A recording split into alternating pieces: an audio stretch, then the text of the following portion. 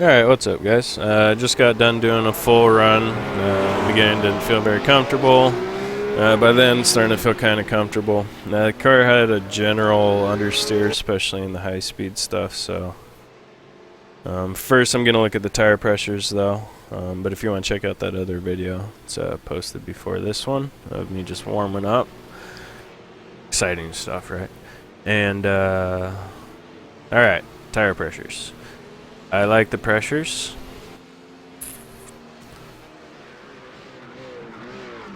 But I don't like the cambers. So I'll put a link to it in the bottom here, but there's a post by Dave Kramer, and he talks about how they model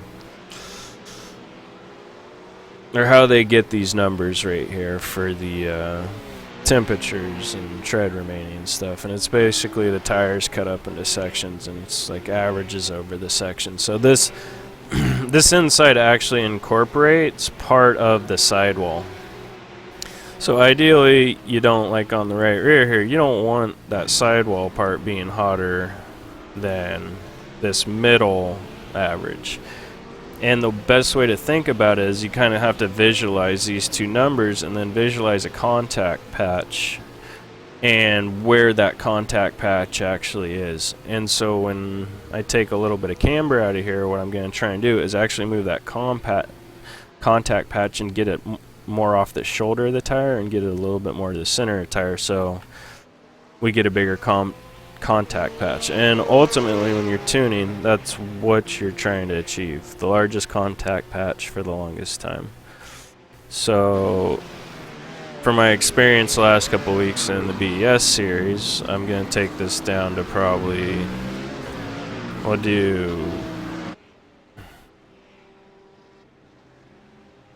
do 1.41. I think that'll give us different numbers, and what you'll see, the wears will pretty much be the same. Oh, but see up here, where was it? There it is. On this left front, see how this center temperature is a little bit hotter in this inside? That's the way I want it. Before, the way I used to set it up was like this, because I was kind of thinking this was all the flat spot of the tire, but no, this incorporates the corner of the tire too. So this is what I'm going to be looking for. I always like it to be like 1 degree Celsius off.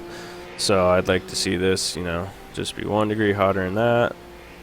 This is in the wrong direction, so hopefully that'll be 1 degree hotter than that. And if this is 1 degree hotter and this is even, I'll keep it, because I just like a symmetrical setup. So that should actually give us more grip in the rear, which is really not going to help our problem with turn-in and high-speed stuff. So what I want to do right now is increase this front compression dampening.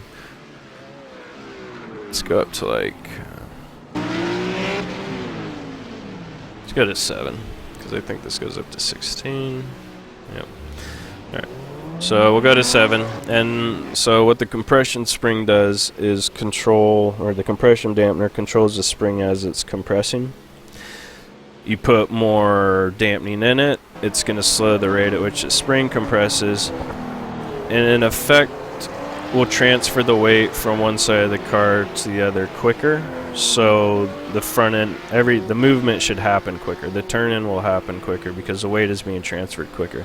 If you took that off, it'd be a little bit slower to transfer the weight, and so the turn-in would be affected and it wouldn't turn in as much. So we're going to do that and hope it works.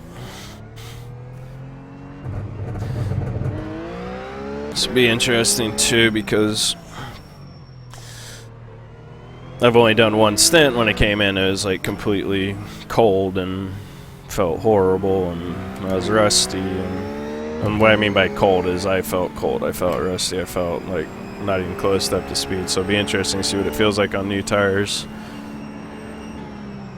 because I haven't driven it feeling comfortable on new tires yet, or at least have a general idea of what I'm doing. There you go. I think that's about the limit, about as much red as you can take on that other one without actually getting popped for a penalty. We got turning felt a lot better, and it's really good for that compression dampening. It's really good for switchbacks like that because again, if the weight's being transferred a little bit quicker, just had to make sure I was in the right gear. If the weight's being transferred a little bit quicker and the turning's happening quicker, that means you can turn back the other direction that much quicker. So it's really good for changes in direction like that.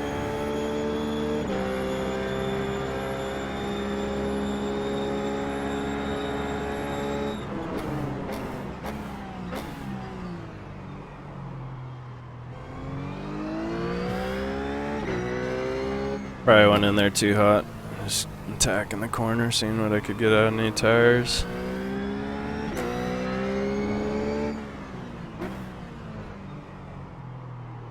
Yeah, see how much better that's turning. I mean, we're on brand new tires. We'll see how it is when we get later on the stint, but you can tell that was turning pretty good.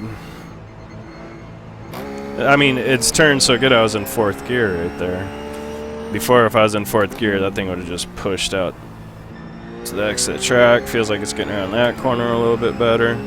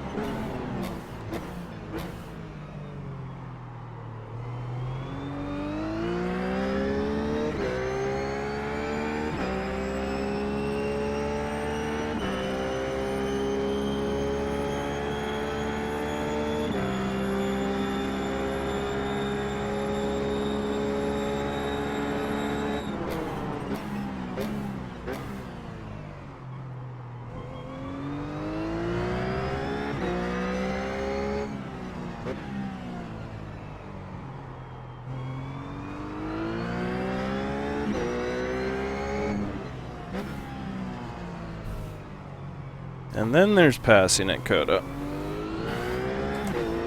I'm not gonna too exactly how sure that's all gonna go down.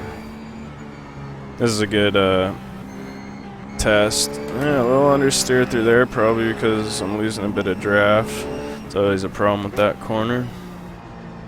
But it could be tires coming up to pressure and the car's handling a little bit different than it was the first lap or so. Which reminds me, I need to see what my brake bias is right now. Alright, that's good for now. 2 minute 8.05.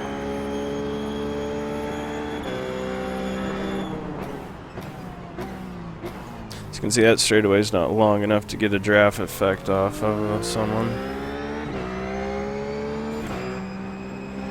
It's good practice on how the car handles behind somebody though.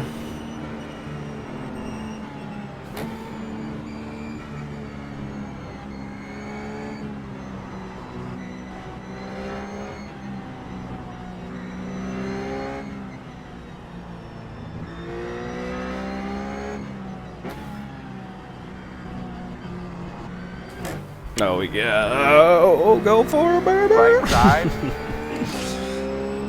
Still there? You're clear.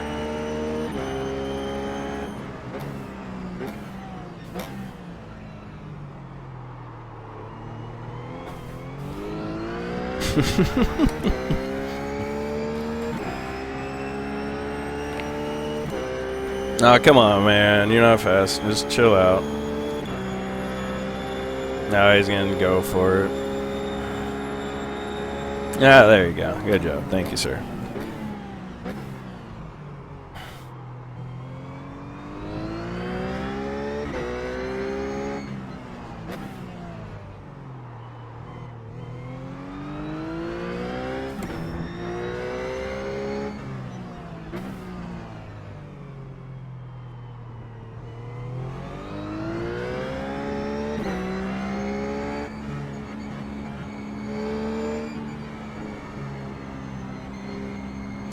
Still got understeer through there once good goes off those front tires.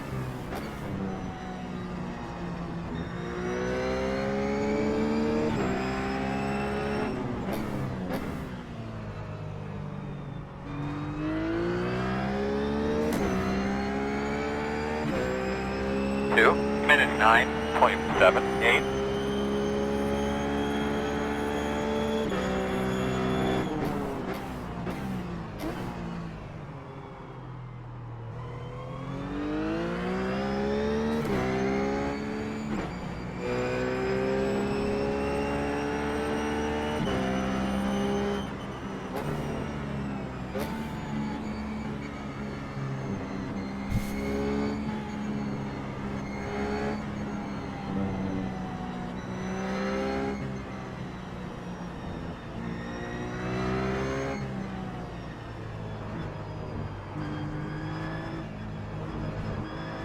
Yeah, I just got a little offline there.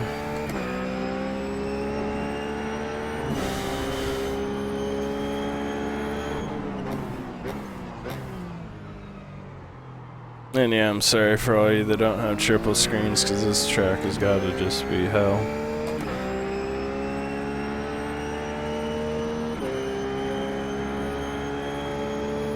I just realized how much I've been using my left and right monitors in these corners.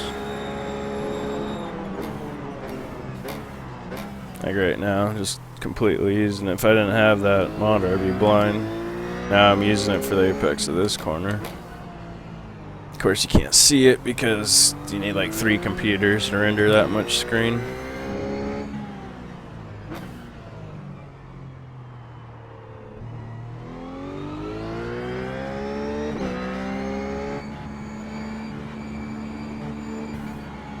Alright, so we're still... could use more rotation through there. Bring it in. That problem's just going to keep getting worse, and it's always good to practice pit entry.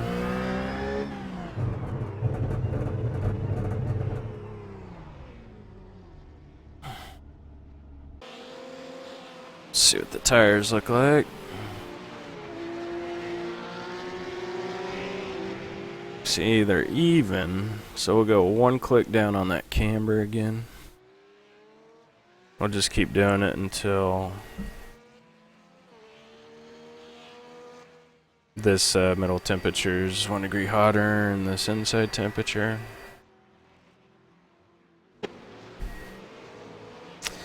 So I want to take some of this rebound dampening out. Gonna take out 3 clicks, and that'll help free up the rear end, so to speak. The rebound dampening controls the spring when it's coming off its compression, so when you're turning into a corner, the inside tire is lifting up and that spring's coming off its compression. By taking the rebound out, we're actually allowing that inside to lift up a little bit quicker, transferring the weight a little bit quicker. It's the same effect as the compression, but it's from you're approaching it from a different, the opposite direction. And we're just allowing that rear end to transfer the weight a little bit quicker. That makes it a little bit snappier, a little bit lighter. Will give you more oversteer that's rear end induced, where the oversteer we were trying to create last time was from the front end.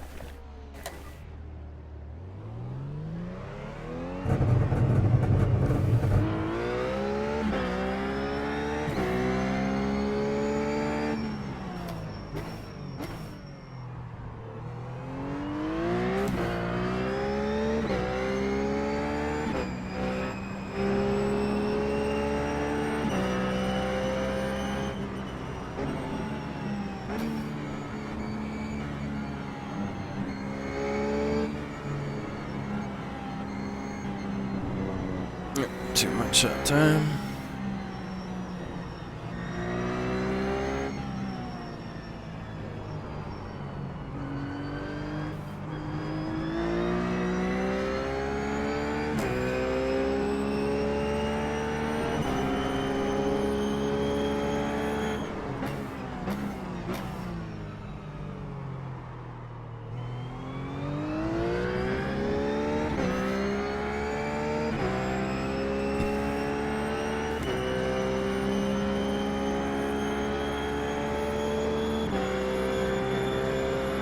Oops, I just realized something.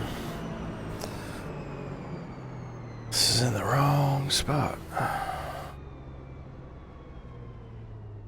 There we go. Sorry about that. Yeah. That was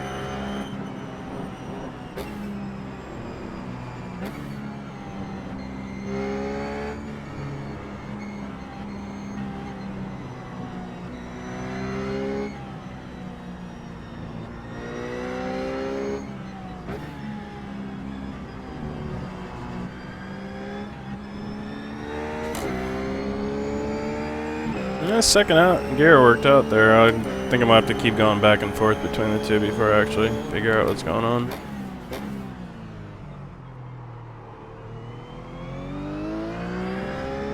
Got through that corner really good.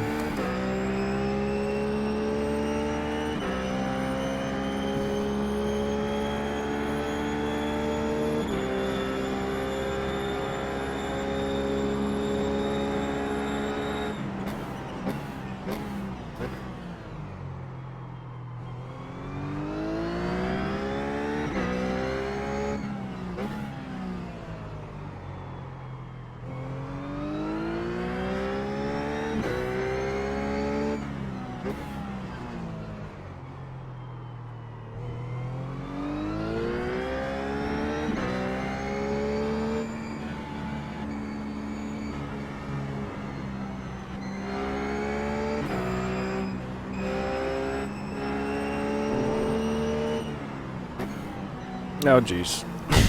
Too fast.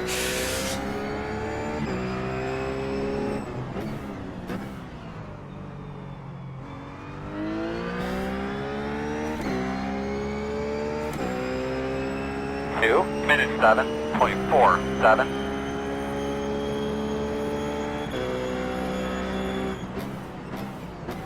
He's in the middle of the track.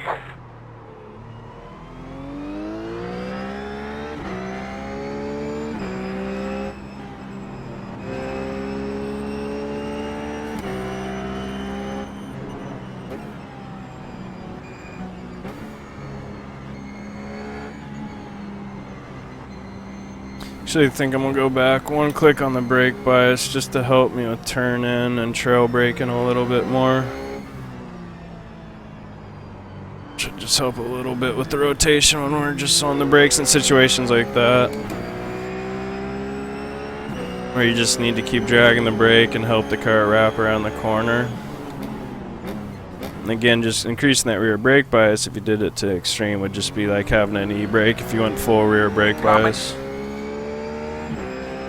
So you're changing the balance of how much braking force the front and rear does. So if there's more braking force in the front, if you overdo it, the front tires will just lock up, they'll slide, the car will push. If you have too much braking force in the rears will start to slide, and just like when you pull the e-brake, the rear will pull out on you.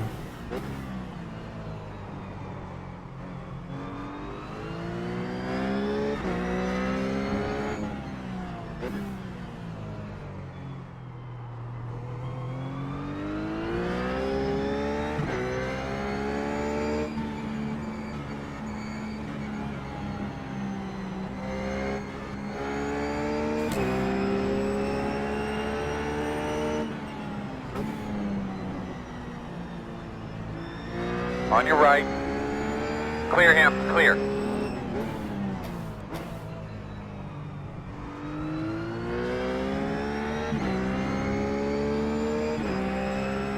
Two minutes 8.06.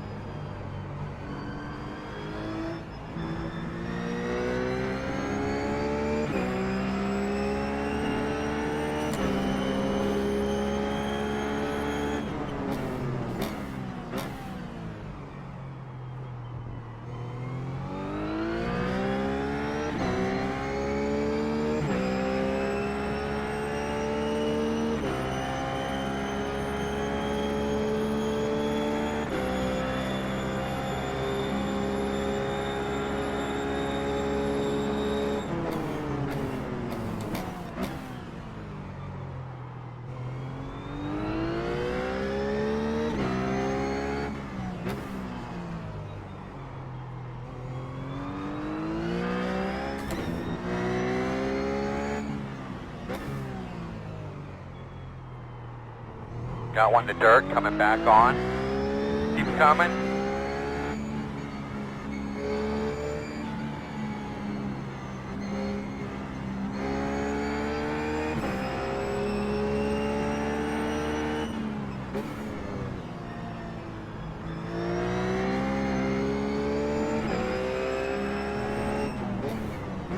Yeah. Terrible, terrible, terrible. It's consistent though. 2 minutes 7.7. Trying to think if I want to make more adjustments right now.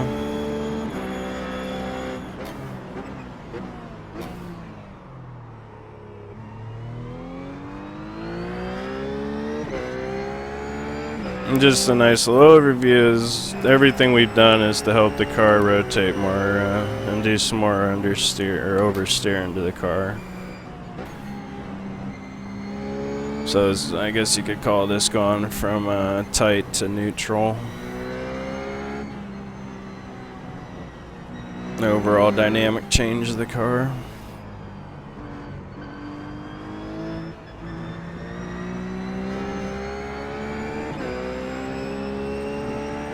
I do want to try something else right now, other than a poor attempt at drifting.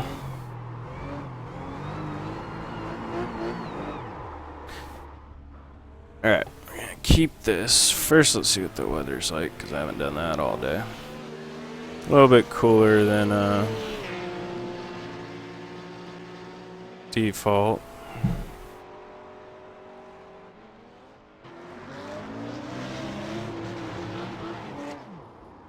That's not right, it's like 23.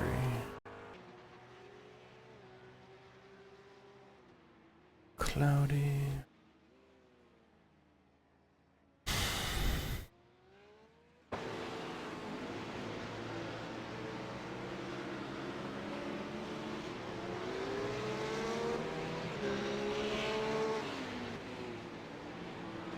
Alright.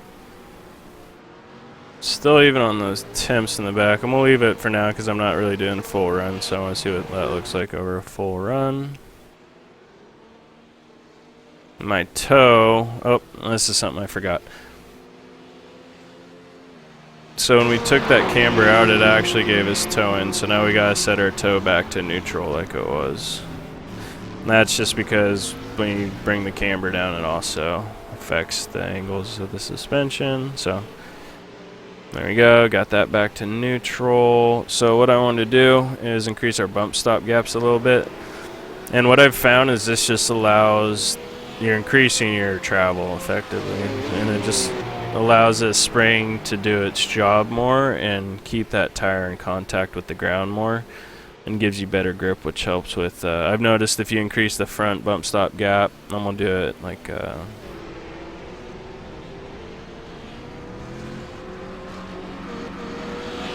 it 5 millimeters. So now it is 7. Split the difference of 15. If you give your suspension a little bit more ability to do work and help that tire stay in the ground contact with the ground more, then this front end's gonna have more grip and want to turn more.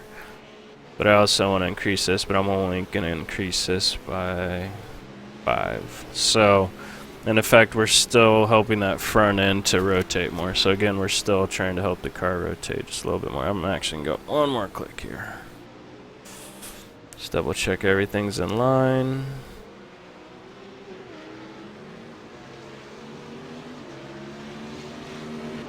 Yep, looks to be that way.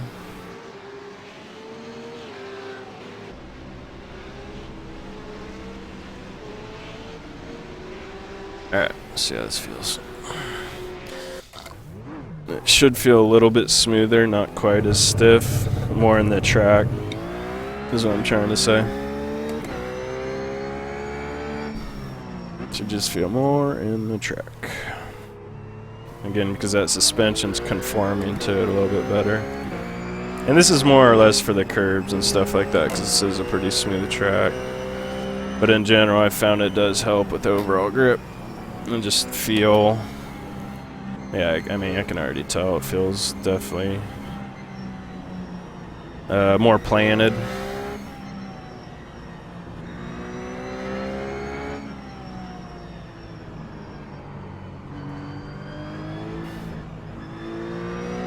Felt a lot smoother. That was one of the main reasons I did it, though, was for that little bump coming out of that last little complex, because it can unsettle the car and make it hard to get the power down. But if you can get that suspension to conform to the bump a little bit better, then you can get that power down.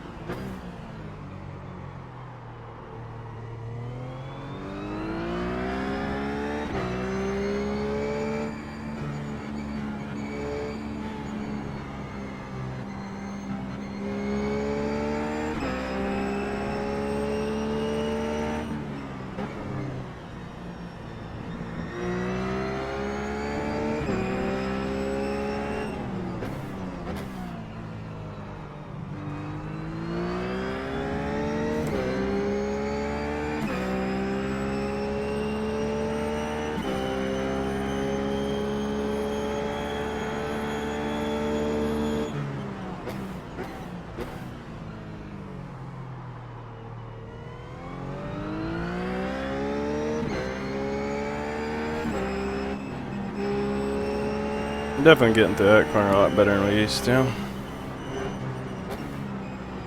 compared to how much I had to lift earlier.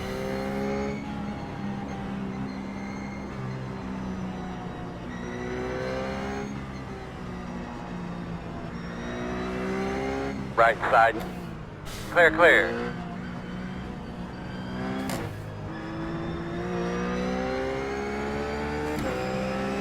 On your right.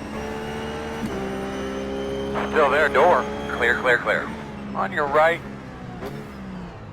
All clear.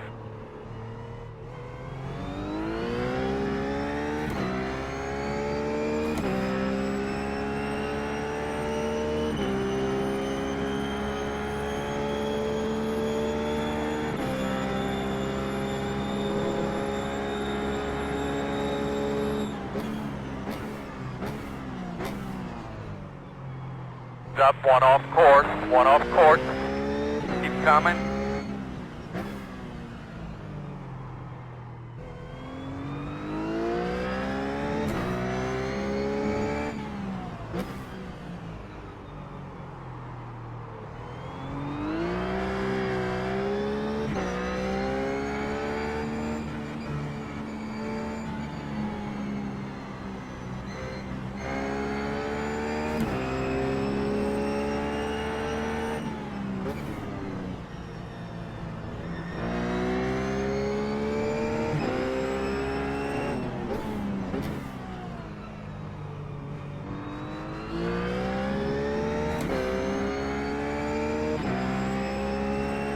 2 minute 9.12.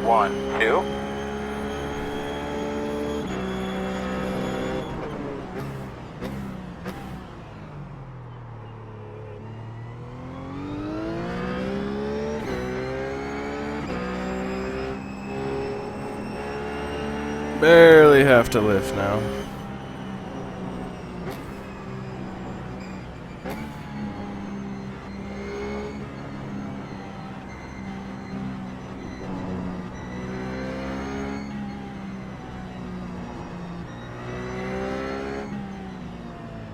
Going for real late apex here to help us get a nice wide angle for that corner and get maximum exit speed.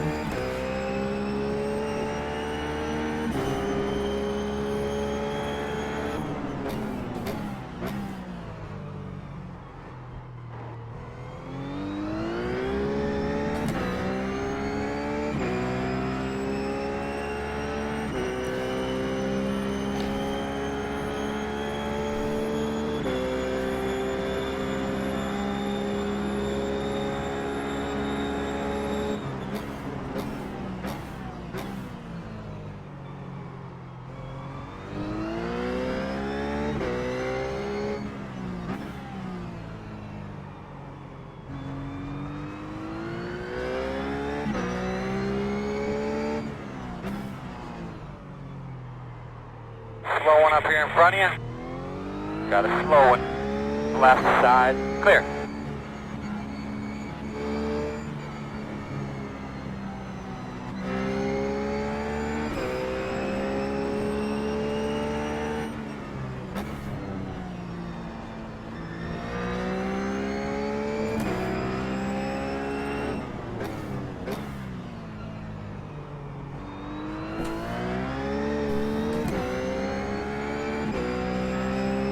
Minute 8.03.